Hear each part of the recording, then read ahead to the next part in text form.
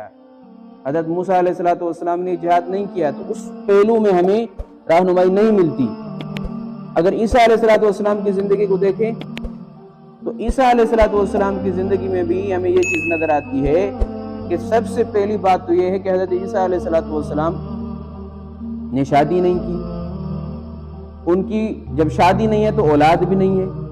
تو اب ایک آدمی اگر اپنی گھریلو زندگی میں رہنمائی چاہتا ہے تو اسے رہنمائی کہاں سے ملے؟ حضرت عیسیٰ علیہ السلام کی زندگی میں. اگر وہ کوئی باپ اس چیز میں رہنمائی لینا چاہتا ہے کہ میں اپنی اولاد کے ساتھ کیسا معاملہ کروں, تو اسے کہاں سے رہنمائی ملے گی؟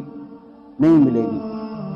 تو بات یہ ہے کہ رسول اللہ صلی اللہ علیہ وسلم کی زندگی انسان کے تمام مراحل کو, زندگی کے تمام مراحل کو شامل ہے, تو اس لیے ہم پڑھ کر کے رہنمائی لیں. تو یہ تو کچھ سیرت کی خصوصیات تھیں. اب ہم اصل اپنے موضوع پہ آتے ہیں کہ نبی کریم صلی اللہ علیہ وسلم کا جو شجرہ نسب ہے, جو نسب کا سلسلہ ہے, وہ جا کر کے حضرت ابراہیم علیہ السلام سے ملتا ہے. اب ہم جو سیرت پڑھیں گے, یہ جو ہفتہ وار ہم نے سبق شروع کیا ہے, تو ہم شروع کریں گے حضرت ابراہیم علیہ السلام سے کچھ واقعات. سب سے پہلی بات یہ کہ حضرت ابراہیم علیہ السلام کی ولادت کہاں پہ ہوئی, کہاں پہ پیدا ہوئے؟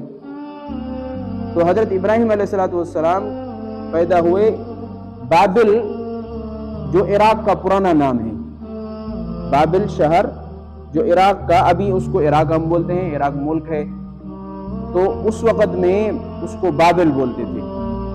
وہاں پہ حضرت ابراہیم علیہ السلام پیدا ہوئے, وہاں پہ بڑے ہوئے. وہاں پہ وہ جو اللہ تبارک و تعالیٰ نے قرآن پاک میں واقعہ بیان فرمایا ہے کہ حضرت ابراہیم علیہ السلام کو آگ میں ڈالا گیا, یہ واقعہ بھی وہیں پہ ہوا تھا. پھر اس کے بعد جب اللہ تبارک و تعالیٰ نے حضرت ابراہیم علیہ السلام کو اس آگ سے نجات دلائی, تو وہاں سے ہجرت کر کے اپنے اصلی علاقے کو چھوڑ کر کے شام کے اندر آ گئے. حلب ایک علاقہ ہے, اب بھی اس کو حلب ہی بولتے ہیں, تو وہاں پہ آئے. پھر وہاں سے دوسری ہجرت کی. پہلی ہجرت جو ان کی تھی وہ عراق سے شام کی طرف, پھر دوسری ہجرت کی شام سے قدس کی طرف, بیت المقدس کی طرف, تو وہاں پہ رہے. اور اسی ہجرت میں حضرت لوط علیہ السلام بھی ان کے ساتھ تھے, اور حضرت لوط علیہ السلام حضرت ابراہیم علیہ السلام کے بھتیجے ہیں, تو وہ بھی ان کے ساتھ تھے. اب جو ہے حضرت ابراہیم علیہ السلام آباد ہوئے فلسطین کے اندر, قدس میں, اور حضرت لوط علیہ السلام اردن کی طرف چلے گئے, جہاں پہ اس کو بحیرہ لوط کہتے ہیں, اب اس کو بحر میت کہتے ہیں, ڈیڈ سی.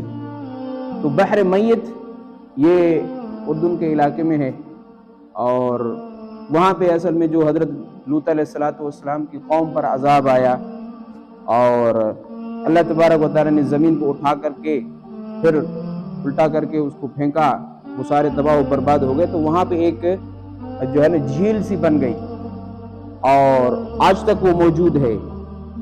اس پانی کی خصوصیت یہ ہے کہ اس میں آدمی ڈوبتا نہیں ہے, اس لیے اس کو بحر میت کہتے ہیں کہ یہ پانی مردہ ہے, یہ ڈباتا نہیں ہے. اگر کوئی جا کر کے اس میں نہاتا بھی ہے, اگر وہ تیراکی بھی نہیں جانتا, لیکن اس بحر میں پھر بھی ڈوبتا نہیں ہے. یہ وہ جگہ ہے, آج بھی موجود ہے, جہاں حضرت لوط علیہ السلام کی قوم پر عذاب آیا تھا, اور وہاں سے حضرت لوط علیہ السلام کو نکلنے کا حکم تھا. تو حضرت لوط علیہ السلام اپنے جو ان کے صحابہ تھے, جو ایماندار لوگ تھے, وہاں سے ان کو لے کر کے رات کے ٹائم نکل پڑے, اور جو ہے صبح کے ٹائم ان پر عذاب آ گیا. تو وہ جگہ ابھی تک موجود ہے. تو حضرت لوط علیہ السلام وہاں چلے گئے. حضرت ابراہیم علیہ السلام بیت المقدس میں رہے, اور اسی سفر میں جب انہوں نے ہجرت کی شام سے بیت المقدس کی طرف, تو ان کے ساتھ ان کی بیوی حضرت سارہ وہ ان کے ساتھ تھی. اور جو وہ واقعہ آتا ہے بادشاہ کا, پھر حضرت ہاجرہ وہ انہوں نے ان کو ہدیے میں اور تحفے میں دے دیا. پھر شادی ہوئی حضرت حاجرہ کے ساتھ. تو اب وہ بیت المقدس میں رہے. پھر اللہ کا حکم ہوا کہ آپ یہاں سے جائیں اور بیت اللہ چلے جائیں, وہاں پہ مکہ میں چلے جائیں, اور وہاں پہ میرا گھر ہے. تو آپ اپنے گھر والوں کو, اس چھوٹے بچے کو وہاں پہ لے کر کے چھوڑیں.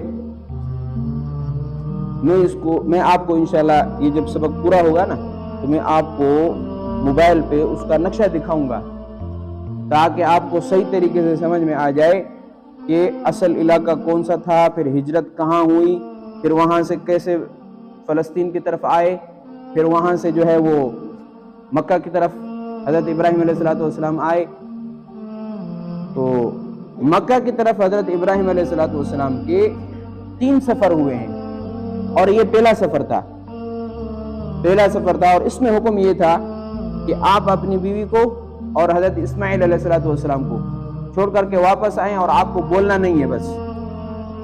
تو حضرت حاجرہ کو لے کر کے وہاں پہ گئے, وہاں پہ ان کو چھوڑا. تو اب مکہ میں جو ہے نا, اب بھی جو حضرات وہاں پہ حج عمرے کے لیے جا چکے ہیں ان کو شاید اندازہ ہو کہ 2 علاقے ہیں. ایک علاقہ ہے جس کو مسفلہ بولتے ہیں, مسفلہ, اور ایک علاقہ ہے جہاں جنت المعلی کا قبرستان ہے.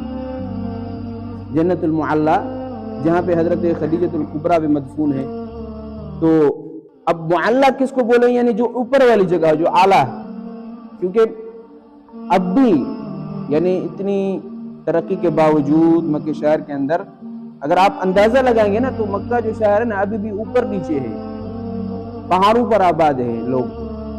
اور اس زمانے میں تو یہ ساری چیزیں نہیں تھیں, پہاڑ ہی پہاڑ تھے. تو کچھ علاقے نیچے تھے اور کچھ علاقے اوپر تھے.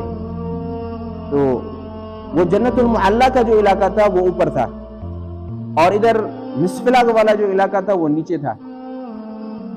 تو حضرت ابراہیم علیہ السلام حضرت حاجرہ کو چھوڑ کر کے, حضرت اسماعیل علیہ السلام کو چھوڑ کر کے واپس ہوئے. وہ اونٹنی پر سوار تھے. تو جب واپس ہوئے تو حضرت حاجرہ ان کے پیچھے گئی. آپ جیسے سارا واقعہ آپ نے سنا ہے, جنت المعلی تک جو جگہ ہے, جنت المعلی تک, وہاں تک حضرت حاجرہ حضرت ابراہیم علیہ السلام کے پیچھے گئی, اور یہ پوچھتی رہی کہ آپ ہمیں یہاں پہ